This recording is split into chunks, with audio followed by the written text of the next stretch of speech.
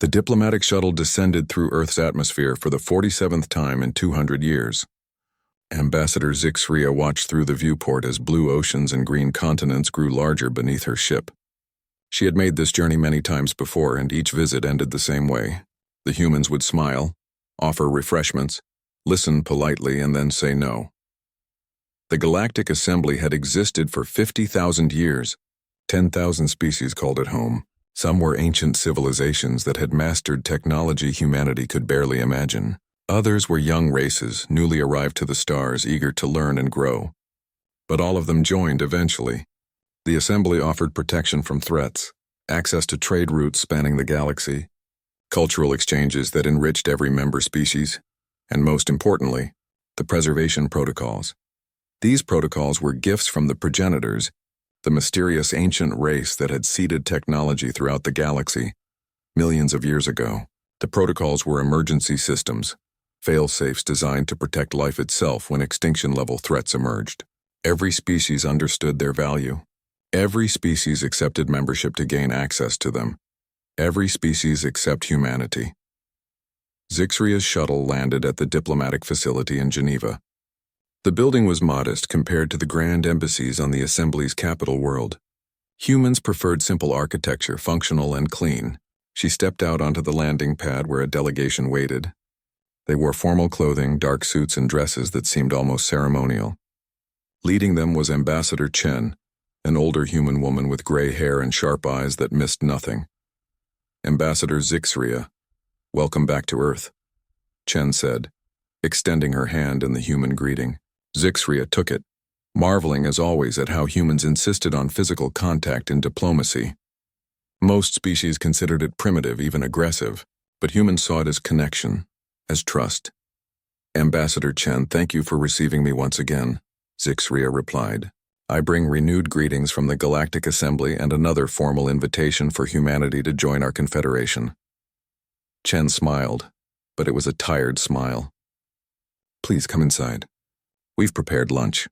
I hope you still enjoy the Terran vegetables we served last time.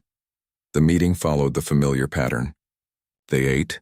They talked about art and culture. They discussed scientific developments. Chen showed genuine interest in Zixria's description of a new fusion technology the Krell species had shared with the Assembly.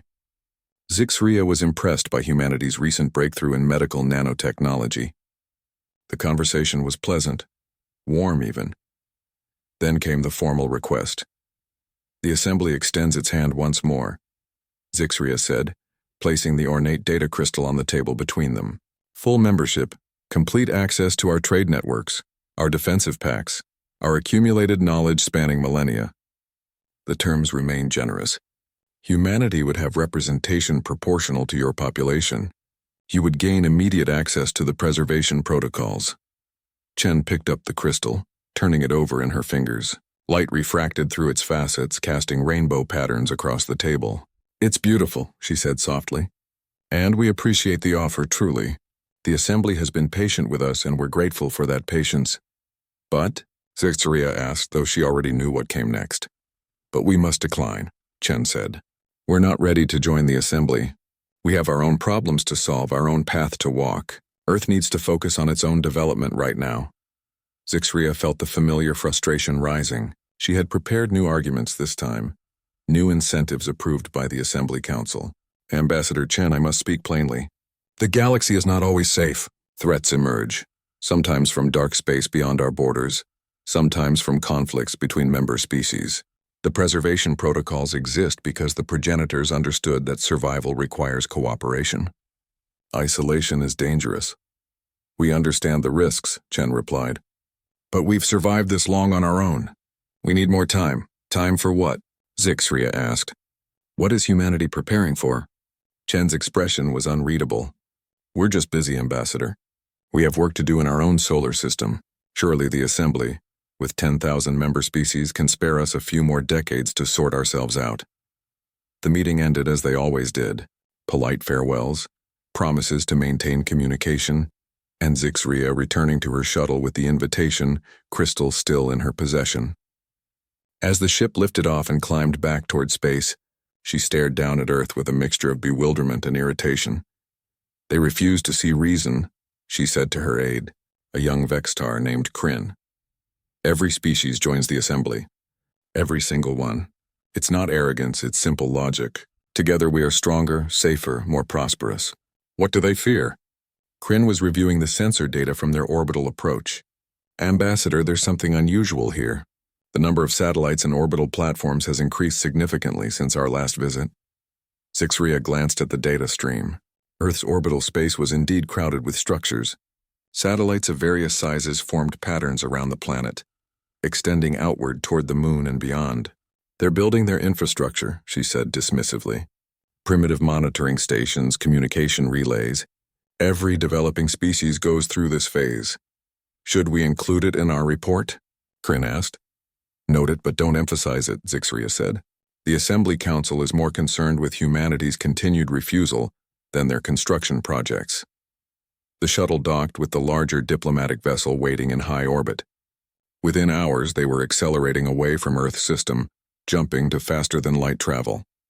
Zixria composed her report during the journey home, describing once again humanity's polite but absolute rejection of membership. The Assembly Council received her report with the same response they always gave. Humanity was categorized as an isolated developing species, stubborn but ultimately harmless. Their solar system was marked as independent territory, not worth the effort of further persuasion. Some species joked about the strange humans who preferred loneliness to the warmth of galactic community. Others suggested humanity would eventually face some crisis that forced them to beg for admission. A few simply forgot Earth existed at all. The galaxy moved on. Trade continued. Diplomatic missions resolved disputes. Scientific collaboration pushed the boundaries of knowledge. The Assembly thrived as it had for 50 millennia. Confident in its systems, secure in its protocols, comfortable in its certainty that they had built something eternal.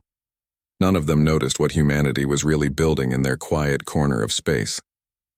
The satellites weren't just monitoring stations. The platforms weren't just communication relays. While the Assembly focused on politics and prestige, Earth was preparing for something else entirely. In the darkness between stars beyond the reach of Assembly sensors, other things were stirring. Ancient things. Hungry things. Things that had consumed galaxies before and would consume them again. The Assembly had the preservation protocols, ancient gifts that had never been tested. They had their confidence built on 50,000 years of peace. Humanity had something different. They had 200 years of rejection, 200 years of isolation, and 200 years to study every species, every language, every weakness in the galaxy. They had time to ask themselves a simple question that the Assembly had forgotten to consider. What happens when the protocols fail? 15 years passed since Ambassador Zixria's last visit to Earth. In that time, the Galactic Assembly continued its peaceful existence, managing trade disputes and welcoming 3 new species into membership. The humans remained silent in their corner of space, neither causing trouble nor requesting aid. The galaxy had almost forgotten about them entirely. Then the darkness came. The first warning arrived from the observation posts at the galactic rim. Deep space monitors detected something impossible. A massive energy signature was approaching from the void between galaxies, moving faster than any natural phenomenon should move. The signature was uniform, organized, and growing larger with each passing day. The Assembly Council convened an emergency session. Scientists from 100 species studied the data, trying to understand what they were seeing. The Krell masters of physics suggested it might be a rogue stellar mass. The Vortan, experts in energy patterns, argued it was too structured. The debate continued for 3 days while the thing drew closer. It was the Zentaur who finally identified it. Their species had the longest historical records in the galaxy, archives stretching back 200,000 years. In their most ancient texts, they found references to something called the Scourge, a sentient swarm of nanites, each one smaller than a cell but together forming a collective intelligence that consumed everything in its path. The texts described how it had destroyed the previous galactic civilization, turning entire star systems into more copies of itself. The texts also said the Scourge had been driven away, pushed back into the dark spaces between galaxies. That had been 2 million years ago. Now it had returned. The first world fell within a week of identification. The colony on Bextar Prime sent frantic distress signals as gray clouds descended from orbit. The clouds were the scourge, billions upon billions of microscopic machines working in perfect coordination. They consumed buildings, vehicles, vegetation, and people with equal efficiency. Everything organic and inorganic was broken down into base elements and reformed into more nanites. Within 30 hours, Bextar Prime was gone. In its place orbited a gray sphere covered in writhing patterns of new scourge units. The sphere began moving toward the next inhabited system. Panic spread through the assembly faster than any disease. Emergency protocols activated. Military fleets mobilized from 1,000 worlds. Species that had not fought wars in millennia suddenly remembered how to make weapons. But conventional weapons were useless against the scourge. Missiles, lasers, and particle beams destroyed individual nanites by the millions, but the swarm simply absorbed the debris and made more copies. For every nanite destroyed, 10 more took its place. The assembly turned to their greatest asset, the preservation protocols. These were the emergency systems left by the progenitors, designed specifically for extinction-level threats. Ancient satellites positioned throughout assembly space activated for the first time in recorded history. They generated fields that were supposed to disrupt hostile technology, create safe zones where life could shelter, and coordinate defensive measures across vast distances. The protocols failed. The fields flickered to life, then died. The safe zones collapsed within minutes of activation. The scourge moved through them as if they didn't exist. The ancient technology was simply too old. 2 million years had passed since the progenitors built their safeguards. The scourge had evolved, adapted, learned. What had defeated it once no longer worked. Within 3 months, 200 species were consumed. The number grew daily. Entire regions of space went dark as stars were extinguished, their energy harvested by the expanding swarm. The scourge didn't communicate, didn't negotiate, didn't show mercy. It simply consumed and grew. The Assembly Council relocated 4 times as the scourge advanced. Each time they set up in a new system, hoping they had bought enough time to find a solution. Each time the gray clouds appeared on their sensors within weeks. The Council's meetings devolved from organized planning to desperate shouting matches. Some species wanted to flee the galaxy entirely, to take whatever ships they could and escape into intergalactic space. Others insisted they should make a final stand. Unite every remaining warship and fight even if victory was impossible. Junior Ambassador Kryn, who had once traveled with Zixria to Earth, sat in one such meeting. She was older now, her carapace showing stress marks from years of crisis. She listened to the arguments swirling around the chamber and raised a tentative claw. "What about Earth?" she asked during a brief lull in the shouting. The chamber fell silent. Several counselors looked at her with confusion. Some had to access their databases to remember what Earth was. "The human homeworld," Kryn clarified. "They refused to join the assembly. Should we not warn them?" The Scourge's projected path places their system directly in its advance. The head counselor, a massive Threxver named Gormand, made a dismissive gesture with his primary arms. "They rejected our protection 47 times. We offered them access to the preservation protocols, to our combined knowledge and defensive capabilities. They chose isolation. They are still living beings," Kryn protested. "They deserve a warning at least." "We barely have time to evacuate our own core worlds," another counselor said. "The humans made their choice. Besides, they're a primitive species. Even if we warned them, what could they do? They have no faster-than-light weapons, no protocol access, no defensive alliance. They're already dead, they just don't know it yet." Gorman nodded heavily. "Send a general broadcast to all systems in the Outer Rim, including Earth. Warn them of the Scourge's approach.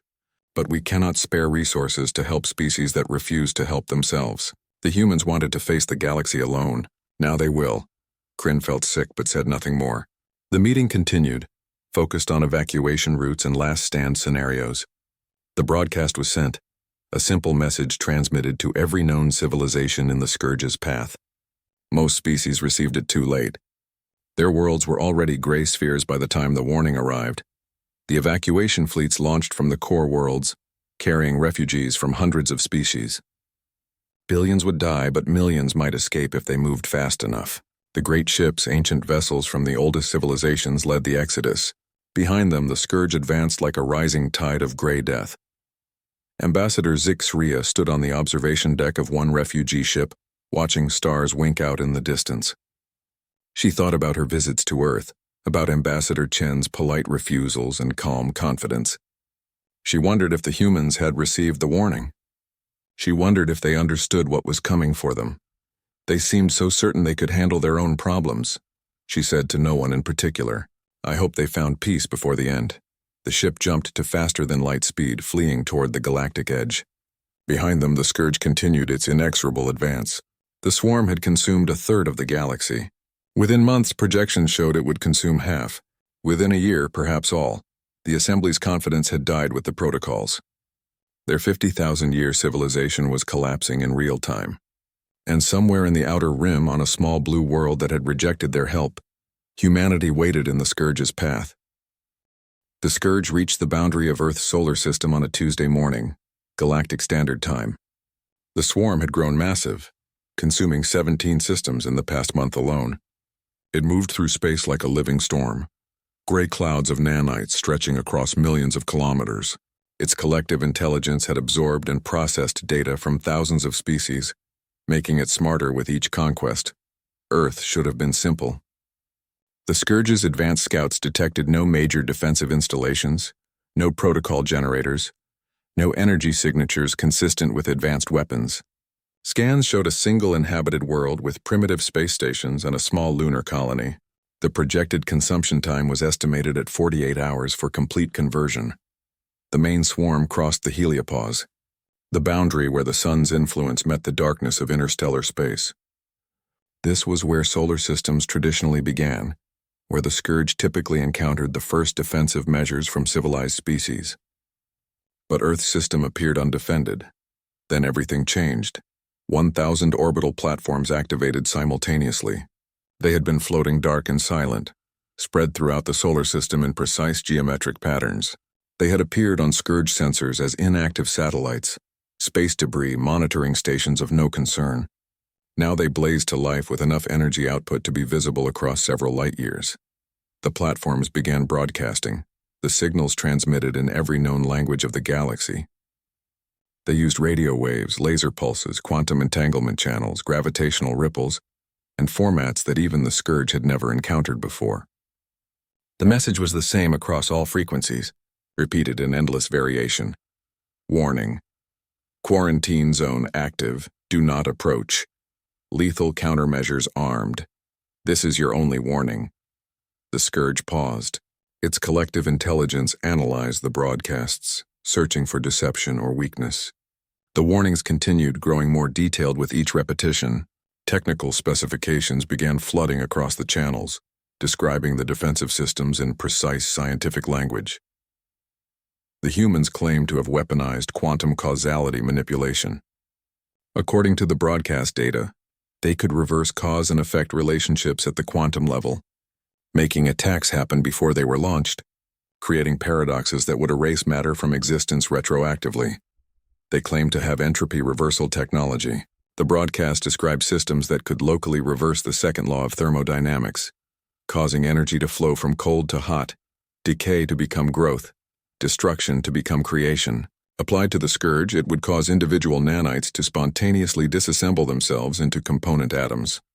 They claimed to have developed space-time severance weapons. These would cut sections of space entirely away from the universe, creating voids that nothing could cross or escape. Entire swarm formations would simply cease to exist, removed from reality itself.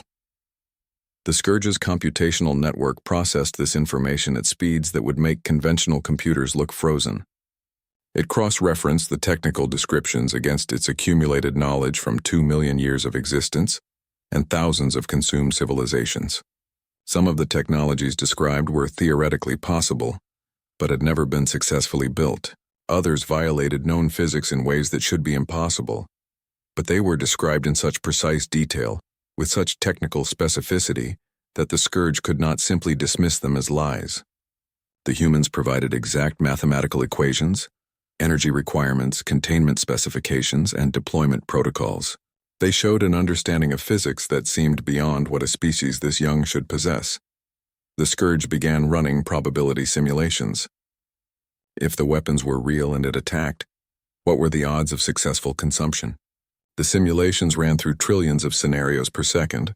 In 97% of cases where the weapons performed as described, the Scourge would be completely destroyed. In the remaining 3%, it would suffer catastrophic losses with no tactical gain. The swarm halted at the system's edge, spreading out into observation formations. It had never stopped before. In 2 million years of existence across multiple galaxies, it had never encountered a defense it couldn't overwhelm or adapt to. But it had also never encountered a defense it couldn't properly analyze. The platforms continued their broadcasts, adding more details. They described the testing protocols humans had used to develop these weapons. They provided footage of successful tests against simulated targets. The footage showed matter being erased from existence, energy flowing in impossible directions, sections of space folding away into nothing. The Scourge attempted to verify the footage, running it through every forgery detection algorithm it possessed. The data appeared genuine. The physics, while extreme, were mathematically consistent. The humans had either genuinely developed these impossible weapons, or they had created the most sophisticated deception in galactic history. The collective intelligence calculated risk versus reward. Earth's system contained limited resources compared to the thousands of systems it had already consumed. The potential loss if the weapons were real was catastrophic. The potential gain if they were fake was minimal. For the first time in its existence, the Scourge chose not to attack. The gray clouds remained at the system's boundary, probing with limited scouts, analyzing every signal, searching for any sign of weakness or deception. The platforms responded to each probe with targeted warnings, describing exactly how each weapon system would respond to that specific threat. Quantum manipulation ready. Target locked. Firing solution prepared. Stand down. Entropy reversal charged. Deployment sequence initiated. Final warning. Space-time severance capacitors at full. Targeting complete. This is your last chance. The scouts retreated. The main swarm held position. The Scourge's intelligence wrestled with a problem it had never faced.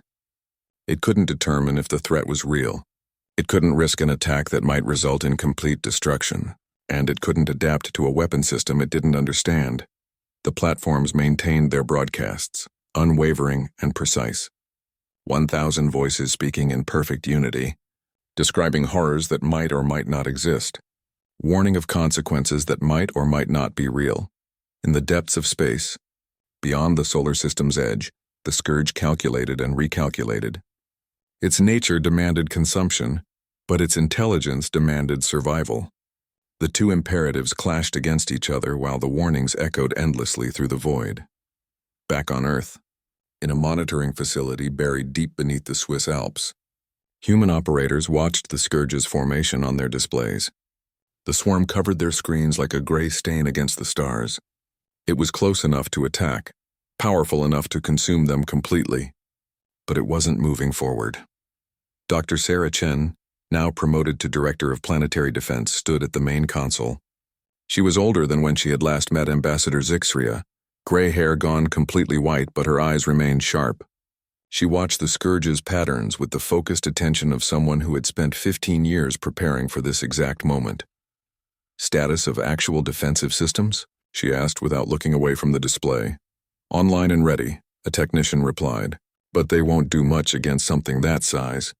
Maybe slow it down for a few hours. They don't need to do much, Chen said quietly. They just need to make the cost of testing our bluff too high to risk. Outside, beyond Earth's atmosphere, the 1,000 platforms continued their warnings. The Scourge continued its calculations, and humanity held its breath, hoping that sometimes the best defense was making your enemy afraid to find out if you were bluffing. The emergency session of the Galactic Assembly was chaos. 10,000 species trying to shout over each other, demanding explanations, answers, anything that made sense. The holographic chamber flickered with representatives from across the galaxy, their images distorted by overloaded communication networks. Fleet Marshal Korthek stood at the center, projecting tactical displays that nobody wanted to believe. The Scourge has been stationary for 72 hours, he announced. Earth's solar system appears to have defensive capabilities we didn't anticipate. Long-range scans show 1,000 orbital platforms broadcasting some kind of warning. The Scourge is maintaining position at the heliopause and has not advanced. How is that possible? A council member demanded. Earth is classified as primitive. They barely have faster-than-light capability. We don't know, Cortex admitted. But the readings are clear. Something is stopping the scourge. Ambassador Zixeria raised her appendage. I request permission to investigate. The council turned to look at her. She had been quiet since her world's destruction, sitting in the chamber like a ghost. Now her eyes held something the others had lost. Hope. You want to approach Earth? Cortex asked. While the scourge is there? The scourge isn't moving, Zixeria said. Earth's defensive perimeter appears to be holding. If there's any chance they have technology that can help us, we need to know. I've visited Earth 47 times. I have established relationships with their government. Let me go. The council debated for hours, but desperation won out. 3 days later, Zixeria's ship approached Earth's solar system, broadcasting peaceful intentions on every frequency. She wasn't alone. Behind her came a fleet of refugee ships, thousands of vessels carrying the survivors of destroyed worlds. They had nowhere else to go. The warnings activated as they crossed the heliopause, but new messages joined them. Human voices speaking in Galactic Standard. Approaching vessels, this is Earth Defense Command. You are entering protected space. State your intentions. Zixeria sent her response personally. This is Ambassador Zixeria of the Galactic Assembly. We request asylum and information. The scourge has destroyed our worlds. We have nowhere else to go. The silence stretched for 20 minutes. Then, you're cleared to approach Earth. We're transmitting safe routes through our defensive grid. Follow them exactly. Do not deviate. Welcome to the solar system, Ambassador. The refugee fleet followed the designated paths, weaving between the orbital platforms. Up close, the satellites were larger than expected, bristling with equipment that looked sophisticated even to galactic eyes. Energy readings confirmed active weapon systems. Zixeria's ship received docking clearance at a station orbiting Earth's moon. She had never seen this station before, despite her many visits. It must have been built in the 15 years since her last trip. The construction was impressive, efficient human engineering combined with design principles that suggested they had learned much from observing galactic technology. Dr. Sarah Chen met her at the airlock. The human diplomat had aged since Zixeria's last visit, gray streaking through her dark hair, but her eyes held the same calm confidence that Morrison had shown. Ambassador Zixeria. Chen extended her hand. I wish we were meeting under better circumstances. We've prepared quarters for your refugees. Food, medical facilities, everything we can provide. You're safe here. How? Zixeria asked, her translator barely able to convey the depth of her confusion. How did you stop the scourge? Your species is barely 200 years into space travel. The Assembly's combined technology failed, but Earth succeeded. Chen smiled slightly. Come with me. I'll show you. They took a shuttle to the nearest orbital platform, one of the 1,000 satellites forming Earth's defensive sphere. Inside, human technicians monitored banks of computers and sensor arrays. The equipment looked advanced, but not impossibly so. Nothing that suggested weapons capable of stopping the scourge. This is Platform 247, Chen explained. It's broadcasting warnings in 3,000 languages, including formats specifically designed for machine intelligence like the scourge. Would you like to hear what we're telling it? Chen activated a speaker, and Zixeria heard the warnings in her own language. Detailed descriptions of quantum causality manipulation, entropy reversal, space-time severance, weapons that could unmake the scourge at the fundamental level. These weapons, Zixeria said slowly. They're real? Chen walked to a window overlooking Earth, just as Morrison had stood 15 years ago. That's an interesting question, Ambassador. Let me answer it with a question of my own. How much do you know about human psychology? I don't understand. For 200 years, every species in the galaxy thought we were stubborn fools for rejecting the Assembly. Chen continued. They offered us protection, technology, membership in the greatest civilization in galactic history. And we said, no thank you, we're busy. Do you know why? Zixeria shook her head. Because we were learning, Chen said. Every diplomat who visited Earth, we studied them. Every piece of cultural information, every technical specification that leaked through your communications, every detail about galactic civilization. We built the most comprehensive database of alien psychology and technology in existence. We knew how every major species thinks, how they communicate, what they fear. You were spying on us, Zixeria realized. We were educating ourselves, Chen corrected, and we were preparing. We knew from galactic history that threats like the Scourge existed. The progenitors' records mentioned them. Ancient ruins on dead worlds spoke of extinction events. We knew that eventually something would come that your old technology couldn't stop. Chen gestured to the equipment around them. So we built the most effective weapon we could design. Not a weapon that kills, but a weapon that prevents fighting. We built warnings so technically detailed, so psychologically targeted that no logical intelligence would risk ignoring them. Understanding dawned slowly, like ice forming in Zixria's chest. The warnings are fake? 95% of them are exaggerations, Chen admitted. The technologies described in our warnings don't exist. We can't manipulate quantum causality or reverse entropy, but the Scourge doesn't know that. All it knows is what our broadcasts tell it, and our broadcasts are very, very convincing. But the Scourge is logical, Zixria protested. It would test your defenses. It has been testing them, Chen said. Watch. She pulled up a display showing the Scourge at the heliopause. Tendrils of nanomachines extended toward the defensive perimeter, probing. Immediately, nearby satellites locked on with targeting sensors. Energy signatures spiked. Weapon systems activated, showing every sign of preparing to fire. Those responses are real, Chen explained. The targeting is real. The energy spikes are real. What's not real is what would happen if we actually fired. Our weapons aren't powerful enough to stop the Scourge. They damage it, hurt it, maybe destroy a small percentage of its mass. But stop it? No. Then why doesn't it attack? Chen smiled. Because we've made the math work. Yes, our weapons are weaker than we claim, but they're strong enough to hurt the Scourge. Combined with the detailed warnings about even more powerful weapons we might have, the risk calculation becomes impossible. Does the Scourge risk attacking a system that might have weapons capable of destroying it? Or does it find easier prey? Zixria stared at the display, watching the Scourge probe and retreat. Probe and retreat. You're bluffing. You're bluffing against an intelligence that has consumed entire galaxies. We're bluffing intelligently, Chen corrected. The best lies are mostly truth. We do have weapons. They are functional. They will hurt the Scourge. Everything else is just confidence and technical jargon delivered with absolute certainty. Do you know what we learned from studying galactic civilization, Ambassador? Advanced species are logical. They calculate risks. They avoid uncertainty. We've made attacking Earth the most uncertain decision the Scourge could make. But what if it calls your bluff? Chen's expression hardened. Then we die. But we die making it pay for every inch of space. Our weapons might not stop it, but they'll damage it enough to justify its caution. That 5% of truth makes the 95% of exaggeration believable. Zixria turned away from the window, processing everything.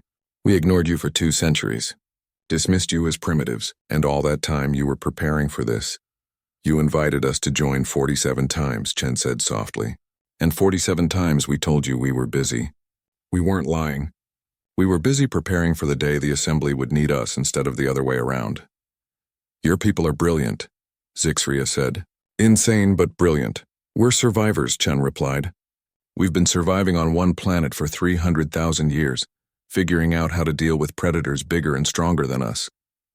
We learned that you don't have to be the strongest. You just have to make the predator think twice. Outside the window, Earth turned in space, blue and green and alive. Around it, the refugee fleet was settling into parking orbits. Thousands of ships carrying millions of survivors from dozens of species, all of them seeking shelter behind humanity's elaborate bluff. And at the edge of the system, the Scourge continued its endless calculations, trying to decide if the risk was worth taking. Will it hold? Zixria asked. 6 months passed, and Earth's solar system had become the unlikeliest sanctuary in galactic history. 3 million refugees from 70 different species lived in habitats scattered throughout the system. Human engineering crews worked alongside alien scientists, building new stations, expanding life support, turning the solar system into a fortress of survival.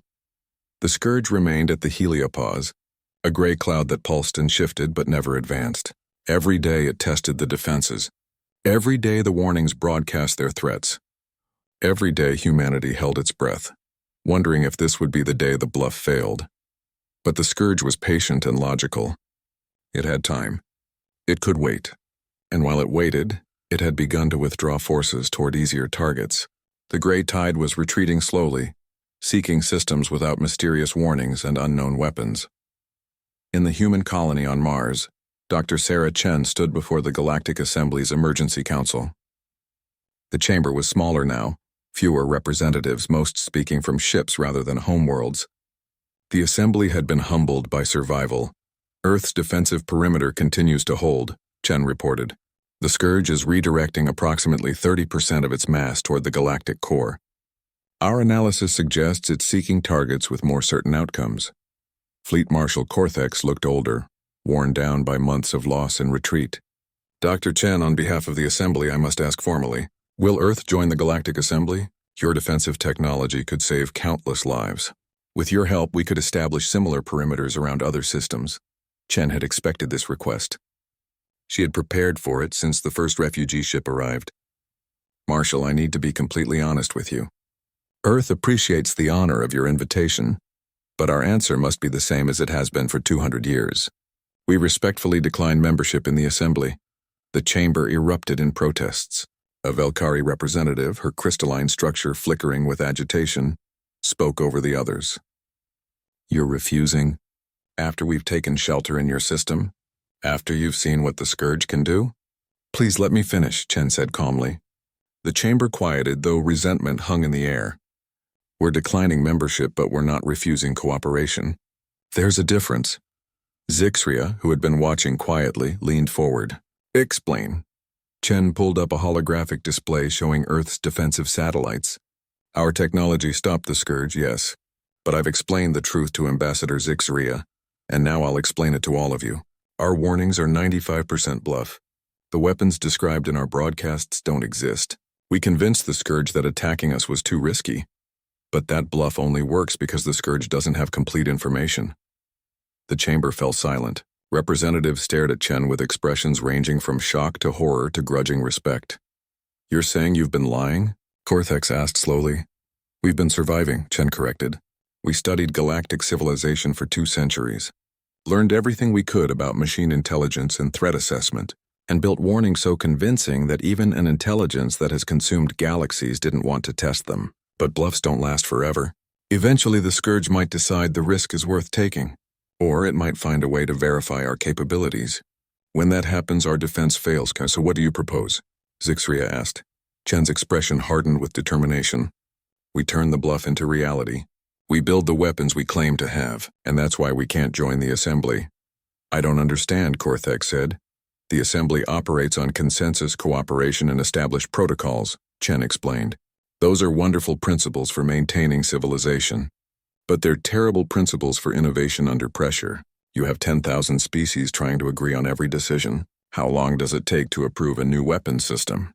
How many committees review it? How many political considerations slow down development? She gestured to the crowded chamber. We've been watching you for 6 months. You're still arguing about evacuation priorities and resource distribution. Meanwhile, Earth has been building. We've established 40 new research stations. We've integrated alien scientists into our programs. We've begun prototype development on quantum destabilization technology. In 6 months, we've made more progress than the Assembly made in 6 years of fighting the Scourge. Because you're not a democracy, a council member accused. You're acting unilaterally. We're acting efficiently, Chen countered. And yes, sometimes efficiency requires decisive action without endless debate. Earth isn't perfect, but we can move fast when we need to. We can take risks. We can try things that might fail. The Assembly can't afford political failures. We can afford scientific ones because we learn from them and keep moving. Zixria saw the logic, even if others didn't. You want to stay independent so you can work without Assembly oversight. Exactly, Chen confirmed. Earth will cooperate with the Assembly. We'll share our research. We'll defend refugee populations. We'll work toward defeating the Scourge together. But we won't join your political structure because it would slow us down, and time is the one resource we can't waste. Cortex stood slowly. Dr. Chen, you understand that what you're describing sounds like Earth positioning itself as superior to the Assembly. As if you believe you know better than civilizations millions of years older than yours. No, Marshal, Chen said quietly. We're positioning ourselves as desperate. You've had millions of years to develop your civilization, your culture, your political systems. They're beautiful and they work wonderfully in peacetime. But we're not in peacetime. We're in a crisis that has destroyed a quarter of the galaxy. In crisis, you don't need the best government. You need the fastest response. That's all we're offering. Speed, flexibility, and the willingness to fail spectacularly if it means we might succeed eventually. She pulled up new displays, showing research stations scattered throughout the solar system. In the past 6 months, we've made progress on 3 potential weapon systems. The entropy reversal generators we claim to have, we're 60% of the way to making them work. The quantum causality manipulators, we've achieved small-scale success. The space-time severance technology, still theoretical, but we have promising leads. Give us 2 more years and we might actually have weapons capable of stopping the scourge permanently. 2 years, Cortex repeated. The assembly has been fighting for 6 months. We've lost 3,000 species. And you're asking for 2 more years? I'm telling you what's possible, Chen replied. Earth bought time with a bluff. Now we're trying to make that bluff real.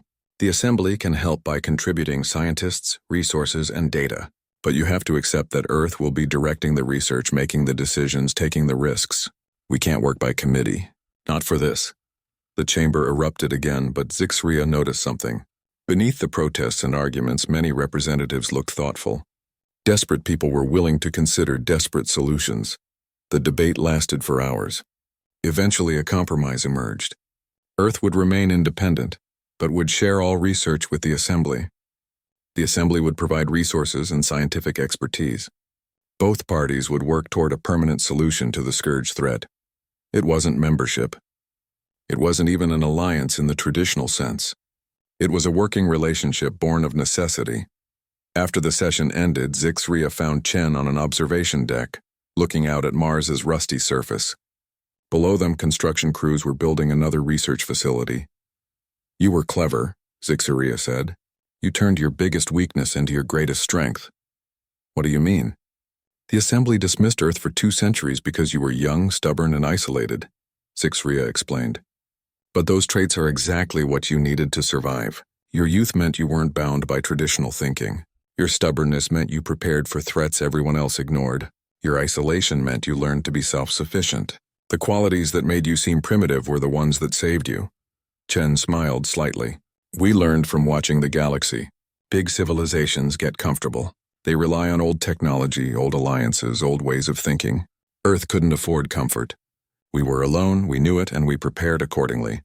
Will you succeed? Zixria asked. Will you build those weapons? I don't know, Chen admitted. Maybe we'll fail. Maybe the scourge will call our bluff tomorrow and we'll all die. But at least we'll die trying. At least we'll have fought with everything we had. She turned to face Zixria directly. You came to Earth 47 times, Ambassador. 47 invitations that we rejected. You must have thought we were fools. I did, Zixria said honestly. I thought you were stubborn primitives who didn't understand the benefits of cooperation. And now? Zixria looked out at the construction crews, at the human engineers and alien scientists working side by side. She thought about the satellites broadcasting their warnings, about the bluff that had held for 6 months, about the desperate gamble that was humanity's plan. Now I think you understood cooperation better than any of us, she said. The assembly wanted you to join our civilization on our terms. You refused because you knew that real cooperation means working as equals, not as subordinates.